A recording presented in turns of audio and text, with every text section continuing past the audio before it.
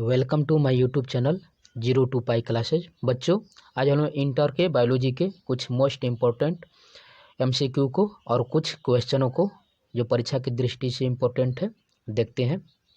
चलिए आइए, पहला यहाँ पर क्वेश्चन कह रहा है, यहाँ पर निम्नलिखित में से कौन सा सत्य फल है। ठीक है बच्चों, कह रहा है यहाँ पर चारों विकल्प में से कौन सा सत्य फल है। पहला है सेब, दूसरा है नाशपाती, तीसरा है आम, चौथा है उपरोक्त सभी। जो ये तीनों विकल्प हैं, तो इसका क्या हो जाएगा उत्तर बच्चों।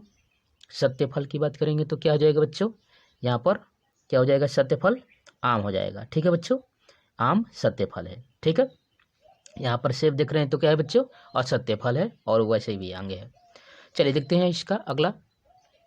दूसरा कह रहा है यहाँ पर केले में पाए जाने वाले पुष्प क्रम को कहते हैं। ठीक है बच्चों, केले में पाए जाने वाले पुष्प क्रम को क्या कहते हैं। पहला विकल्प है मंजरी, दूसरा है स्थूल मंजरी, तीसरा है स्पाइक, चौथा है मुंडक। क्या कहते हैं बच्चों, यहाँ पर थोड़ा सा आपको मैं टाइम दिया हूँ, बताइए इसका जल्दी उत्तर क्या कहेंगे बच्चों। यहाँ पर स्थूल मंजरी कहेंगे। ठीक है बच्चों, केले के पुष्प क्रम को क्या कहेंगे, स्थूल मंजरी। ठीक है बच्चों, चलिए आगे हम लोग देखते हैं वैसे ही क्वेश्चन अगला वाला। ठीक है बच्चों, तीसरा कह रहा है कि वन्यजीव संरक्षण अधिनियम किस वर्ष पारित किया गया था। ठीक है बच्चों, वन्यजीव संरक्षण अधिनियम, पहले विकल्प है 1986 में, दूसरा है 1972 में, तीसरा है 1991 में, चौथा है 1981 ईस्वी में।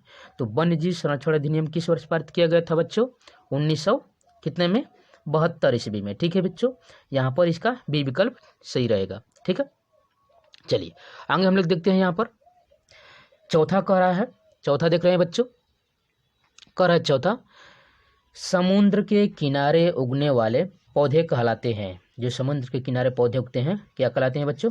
पहला विकल्प है जलोदभी, दूसरा है लवणोदभी, तीसरा है हेलियोफाइट, चौथा है मीसोफाइट। तो क्या होता है बच्चों, समुद्र के किनारे उगने वाले पौधों को क्या कहेंगे बच्चों आप लोग, कौन सा विकल्प हो जाएगा यहाँ पर, क्या हो जाएगा बच्चों, यहाँ पर लवणोदभी। ठीक है बच्चों, लवणोदभी हो जाएगा, क्योंकि समुद्र का पानी क्या ऐसा होता है बच्चों, खारा होता है। ठीक है बच्चों, चलिए आगे बढ़ते हैं।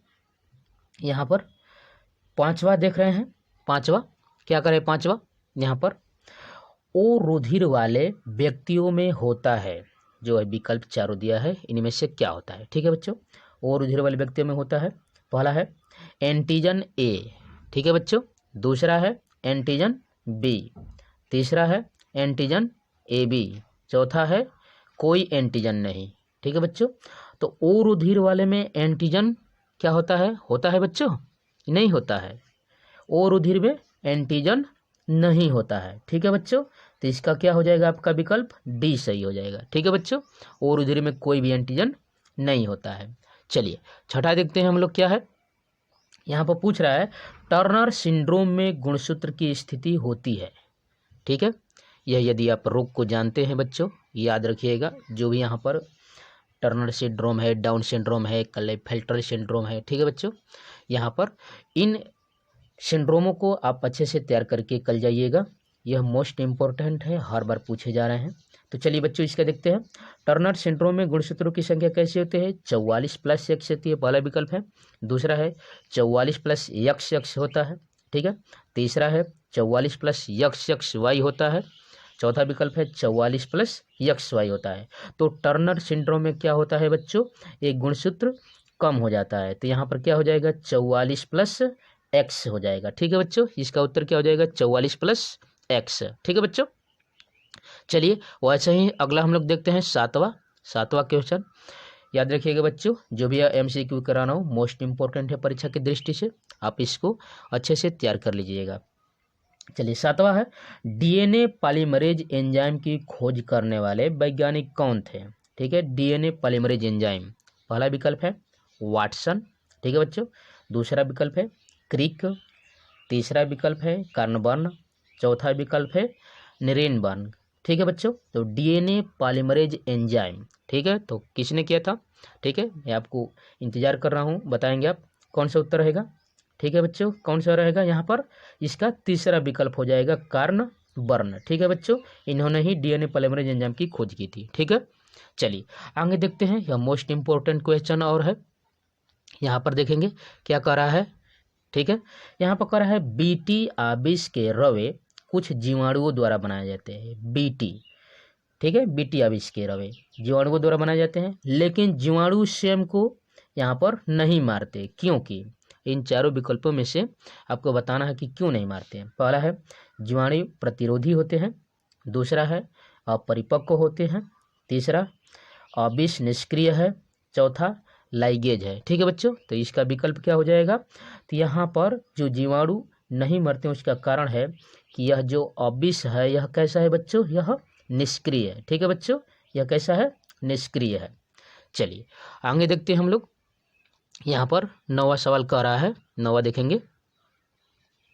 टाइफाइड ज्वर की पुष्टि के लिए कौन सा परीक्षण किया जाता है। ठीक है बच्चों, मोस्ट इंपॉर्टेंट क्वेश्चन है यह परीक्षा की दृष्टि से।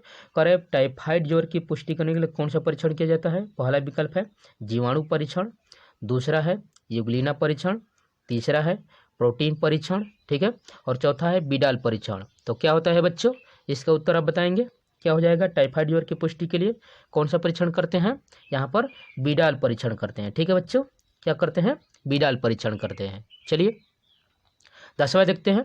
यहाँ पर 10वां करा है आपका संकटग्रस्त जातियों की स्वस्थानिक संरक्षण का उपाय है। ठीक है बच्चों, संकटग्रस्त जातियों के लिए जो अब स्वस्थानिक बनाते हैं उनमें से या चारों विकल्प में से कौन सा उपाय सही है। पहला है अभ्यारण्य, दूसरा है जैव मंडल, तीसरा है परिरक्षण, चौथा है राष्ट्रीय उद्यान। तो क्या हो जाएगा बच्चों इसका उत्तर, संकटग्रस्त जातियों के लिए स्वस्थानिक के लिए परिरक्षण करते हैं। ठीक है बच्चों, यह जो भी आपको मैं एमसीक्यू कराया यह इम्पोर्टेंट थे परीक्षा की दृष्टि से, आप इसको अच्छे से तैयार कर लीजिएगा। चलिए अगले क्वेश्चन पर चलते हैं। ठीक है,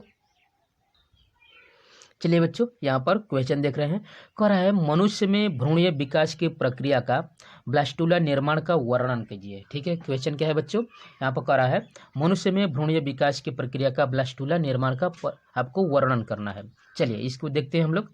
तो देखेंगे यहाँ पर ब्लास्टुला भोल क्या होता है बच्चों, यह मोस्ट इंपॉर्टेंट क्वेश्चन है, याद रखिएगा। यह परीक्षा की दृष्टि से हर साल यह एग्जाम में पूछा जा रहा है, इस साल भी आने की संभावना 100% है। इसलिए बच्चों यह देखिए चित्र यहाँ पर दिखाई जा रहा है, युग्मनज से यहाँ पर देख रहे हैं, युग्मनज से क्या बन रहा है, युग्मनज यहाँ पर 2 भागों में विभाजित हो जा रहा है। फिर यह ट्विगुणन से कितना हो जा रहा है, फिर ट्विगुणन यानी यहाँ पर 4n हो गया है, यहाँ पर वैसे ही या 6n या 8n इस प्रकार से इनका निर्माण हो रहा है। ठीक है बच्चों, और इस प्रकार से यहाँ पर देख रहे हैं 16n, ऐसे ही 32n, ऐसे ही यह चलता रहता है। ठीक है, तो यह युग्मनज इस प्रकार से इनका यह निर्माण होता है, और अंत में यह ब्लास्टुला, यहाँ पर पश्चात ब्लास्टुला है, यह प्रारंभिक ब्लास्टुला है, यह पश्च मेरुला कहलाता है। ठीक है बच्चों, तो इस चित्र को अच्छे से तैयार कर लीजिएगा। और चलिए आगे बढ़ते हैं, ब्लास्टुला भवन। ठीक है बच्चों, ब्लास्टुला भवन लिखेंगे हेडिंग में, यह 6 नंबर के क्वेश्चन के लिए मोस्ट इंपॉर्टेंट है, अच्छे से तैयार करिएगा। कह रहा है निषेचन के 5-6 दिन बाद मेरुला फैलोपियन नलिका से होते हुए गर्भाशय में पहुंच जाता है। ठीक है बच्चों, मेरुला की कोशिकाएं गर्भाशय की ग्रंथियों से स्रावित पोषक पदार्थों को ग्रहण करने लगती है। विदलन विभाजनों के फलस्वरूप धीरे धीरे मेरुला में कोरक गुहा अथवा ब्लास्टोसिल का निर्माण करता है। ठीक है बच्चों, यहाँ पर आप देखे होंगे चित्र में अच्छे से। ठीक है, यहाँ पर मैं चित्र आपको दिखा देता हूँ, इस प्रकार से आप देखे होंगे यहाँ पर ऐसे। ठीक है बच्चों, इस प्रकार से मैं चित्र छोटा सा एक बना दे रहा हूँ समझने के लिए बच्चों, यहाँ पर। ठीक है बच्चों, यहाँ पर ऐसे, ठीक है, यहाँ पर इस प्रकार से। ठीक, यहाँ पर ये झालर बना दे रहा हूँ, और यह अंडाशय है। ठीक है बच्चों, ऐसे ही इधर झालर बना दे रहा हूँ, यहाँ पर इसका जुड़ाव है। ठीक है, तो यहाँ पर फैलोपियन ट्यूब है, क्या है बच्चों, यहाँ फैलोपियन ट्यूब है, फैलोपियन ट्यूब। ठीक है बच्चों, और यह क्या है बच्चों, यह गर्भाशय है, गर्भाशय। ठीक है बच्चों। तो यहाँ से कह रहा है जो अंडा रिलीज होता है 5-6 दिन के बाद, यह धीरे धीरे कहाँ पहुँच जाता है बच्चों, फैलोपियन ट्यूब में पहुँच जाता है। अभी मैं आपको सुनाया था यहाँ से कहाँ पहुँच जाता है बच्चों, फैलोपियन ट्यूब में। और धीरे धीरे जब शुक्राणु इसको मिल जाते हैं, ठीक है बच्चों, तो यहाँ पर वह अंडा क्या हो जाता है, अध्यारोपित हो जाता है। ठीक है बच्चों। और यहीं पर क्या करता है, यहाँ पर जाइगोट का निर्माण करता है। ठीक है बच्चों, यहीं पर जाइगोट का निर्माण करता है। ठीक है बच्चों। तो यहाँ पर हम लोग देख रहे थे, कह रहा था कि गर्भाशय से यह कोरक गुहा ब्लास्टोसिल का निर्माण करता है। आगे, अब यह भ्रूण कोरक अथवा ब्लास्टुला कहलाता है। ब्लास्टुला में बाहर की ओर कोशिका की एक परत होती है। ठीक है बच्चों, परत होती है जो पोस्ट कोरक या ट्रोफोब्लास्ट या ट्रोफोएंडो एक्टोडर्म कहलाती है। ठीक है। इन कोशिकाओं से अपरा का निर्माण होता है। ठीक है बच्चों, जिसमें बच्चे रहते हैं जिस थैली में, उसी को अपरा कहते हैं। उस अपरा का क्या होता है बच्चों, निर्माण होता है। ट्रोफोब्लास्ट कोशिकाएं गर्भाशय में उपस्थित पोषक रस का अवशोषण करती है, जिससे ब्लास्टुला की गुहा में द्रव एकत्रित हो जाता है। जो अभी मैं बताया आपको बच्चों, जिसमें अपरा जो झिल्ली है उसी में बच्चे क्या होते हैं, हम तैरते रहते हैं। ठीक है बच्चों, आगे बढ़ेंगे। प्राणी ध्रुव की ओर एकत्रित कोशिकाओं के समूह को अंतः कोशिका समूह कहते हैं। अंतः कोशिका समूह के ऊपर स्थित ट्रोफोब्लास्ट कोशिकाओं की सतह राबर की कोशिकाएं कहलाती है। ठीक है बच्चों, क्या कहलाती है, राबर की कोशिका कहलाती है। अब आगे देख लेंगे, जो मैं आपको बता रहा था कि यह अंडा जाकर वहां पर अध्यारोपित हो जाएगा, यानी रोपण हो जाएगा। ठीक है, तो वह अगला हेडिंग रखेगा, देखेंगे इसका रोपण कैसे होता है यहाँ पर। ठीक है बच्चों, देखिए रोपण, यहाँ पर रोपण है। कह रहे कि निषेचन के 7वें दिन ब्लास्टोसिस्ट का गर्भाशय की भित्ति में रोपण प्रारंभ हो जाता है। ठीक है बच्चों, यहाँ से अभी मैं बताया, यहीं पर आकर जो यह अंडा है ये इसका रोपण हो जाता है। ठीक है बच्चों, इस गर्भाशय में यहीं पर आकर क्या हो जाता है, उस ब्लास्टोसिस्ट का, इस अंडे का क्या होता है बच्चों, यहाँ से रोपण हो जाता है। ठीक है बच्चों, कह रहा है रोपण हो जाता है। ठीक है, यहाँ पर ट्रोफोब्लास्ट की बाह्य सतह पर रसांकुरों का निर्माण होता है। ये ट्रोफोब्लास्टीय रसांकुर कहलाते हैं। ठीक है, जिसकी सहायता से ब्लास्टोसिस्ट गर्भाशय की भित्ति में रोपित हो जाता है और जरायु निर्माण तक इसी के द्वारा पोषण प्राप्त करता है। जरायु की कोशिकाएं ह्यूमन कोरियोनिक गोनाडोट्रोपिन हार्मोन यानी कि HCG, ठीक है बच्चों, गोनाडोट्रोपिन हार्मोन HCG का स्राव करती है, जो गर्भावस्था को धारण रखने में यानी बनाए रखने में क्या करती है, सहायता करती है। ठीक है बच्चों, तो यह जो आपको मैं क्वेश्चन बताया यह मोस्ट इम्पोर्टेंट था परीक्षा की दृष्टि से, इसको अच्छे से तैयार कर लीजिएगा। चलिए अगले क्वेश्चन पर देखते हैं, हम लोग बीटी कपास की ओर चलते हैं, जो मोस्ट इम्पोर्टेंट है, जो बार बार पूछा जा रहा है। ठीक है बच्चों, चलिए अगला क्वेश्चन देखते हैं हम लोग। चलिए बच्चों, आगे हम लोग देखते हैं, यहाँ पर बीटी जो मैं कह रहा था, पूछ रहा है कि बीटी फसल किसे कहते हैं। ठीक है बच्चों, तो चलिए देखते हैं यहाँ पर उसका उत्तर। बीटी फसल के बारे में हेडिंग रहेगा, बीटी फसल, याद रखिएगा बच्चों, यह मोस्ट इंपोर्टेंट है। यहाँ पर क्वेश्चन 6 नंबर के, ठीक है, 4 नंबर के लिए भी दोनों यहाँ पर देखेंगे। कह रहा है कि जैव प्रौद्योगिकी द्वारा ऐसी फसलें उत्पन्न की जा रही है जिनमें कीटनाशकों की आवश्यकता नहीं होती, क्योंकि ये पादप जातियाँ पीड़क प्रतिरोधी होती है। बीटी एक प्रकार का प्रतिविष है जो बैसिलस थुरिंजिएसिस जीवाणु से निर्मित होता है। किससे बीटी निर्माण होता है बच्चों, बैसिलस थुरिंजिएसिस से। ठीक है, ये एक भूमिगत जीवाणु है जिसकी खोज जापानी वैज्ञानिक इसी वाटा ने सन 1902 ईस्वी में की थी। बीटी जीव विष का जीन जीवाणु से निकलकर पौधे में स्थानांतरित कर देते हैं। ठीक है, जिससे फसलों में प्रतिविष का निर्माण होने लगता है और कीटनाशक की आवश्यकता नहीं रह जाती है। इस प्रकार की फसलों को बीटी फसल कहते हैं। ठीक है, इनमें आ जाएगा बच्चों बीटी कपास, जो मोस्ट इम्पोर्टेंट है, बार बार पूछा जा रहा है, बीटी मक्का, बीटी धान, बीटी टमाटर, बीटी सोयाबीन, बीटी तंबाकू इत्यादि। याद रखिएगा, सबसे पहले बीटी तंबाकू का निर्माण ही किया गया था। सबसे पहले बीटी तंबाकू का निर्माण किया गया था। चलिए बच्चों, थोड़ा सा आगे और बढ़ जाते हैं, देखते हैं बीटी कपास, यह भी मोस्ट इम्पोर्टेंट है, जो बार बार पूछा जा रहा है। कह रहा है बीटी कपास, हेडिंग बनाएंगे आप बीटी कपास और इसको लिखेंगे बच्चों 6 नंबर के क्वेश्चन के लिए अच्छे से लिखेंगे।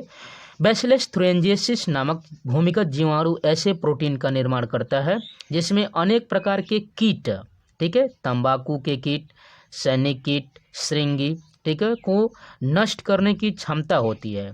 बैसिलस जीवाणु से बना जीव विष कीटनाशक होता है। ये जीवाणु में निष्क्रिय रहता है परंतु कीट में पहुंचते ही आहार नाल की क्षारीय माध्यम से सक्रिय हो जाता है तथा कीटों की मृत्यु हो जाती है। ठीक है बच्चों, आगे देख रहे हैं कीटों की क्या हो जाती है, मृत्यु हो जाती है। यहाँ पर आगे देख रहे हैं कह रहा है जीव विष को बनाने वाले जीवाणु से जीन को पृथक करके फसलों में प्रवेश कराया जाता है। इसी प्रकार बीटी कपास नामक पौधे का निर्माण कर लिया जाता है। बीटी कपास पर शलभ कृमि का प्रभाव नहीं होता और उत्पादन दर बढ़ जाता है। जीव विष को बनाने रखने वाले जीन को क्या कहते हैं बच्चों, क्राई कहते हैं। ये एकदम मोस्ट इम्पोर्टेंट है, मोस्ट इम्पोर्टेंट, इसको याद रखिएगा अच्छे से। ये कई प्रकार की होती है, ठीक है बच्चों, जो ये क्राई होती हैं क्या होती हैं, कई प्रकार की। वैसे यहाँ पर देख रहे हैं कि गोल्डन धान एक प्रकार की अभी बीटी है, फसल है। यहाँ पर बीटी बैगन की बात कर रहे हैं, तो इस प्रकार से आप लिख सकते हैं। ठीक है बच्चों, तो चलिए इस यहाँ पर दिखा देते हैं गोल्डन वाला। कह रहे हैं कि वैज्ञानिक द्वारा जीन परिवर्तन कर विटामिन ए की कमी को दूर करने वाले चावल का विकास किया गया जिसे गोल्डन राइस, सुनहला चावल नाम दिया गया। ठीक है बच्चों, ये जो नाम है इसका सुनहला चावल। इस चावल को पैदा करने के लिए पौधे पर 3 जीनों का प्रत्यारोपण किया जाता है। इस प्रक्रिया के अनुरूप बीटा कैरोटीन युक्त पीले रंग का चावल उत्पन्न होता है। यही बीटा कैरोटीन शरीर में विटामिन ए में परिवर्तित हो जाता है और यह बीटा कैरोटीन विटामिन ए का प्रमुख स्रोत है। ठीक है बच्चों, तो ऐसे ही आप, और जैसे यहाँ पर दिखाई दे रहा है एक बार और, यहाँ पर बीटी बैगन की बात कर रहे हैं। ठीक है बच्चों, तो यहाँ पर इसको भी बता देता हूँ। देखिए इस बैगन में मृदा में पाए जाने वाले जीवाणु, क्या नाम है उसका बच्चों, एकदम मोस्ट इंपॉर्टेंट है, फिर मैं बता रहा हूँ, इसको अच्छे से तैयार कर लीजिएगा।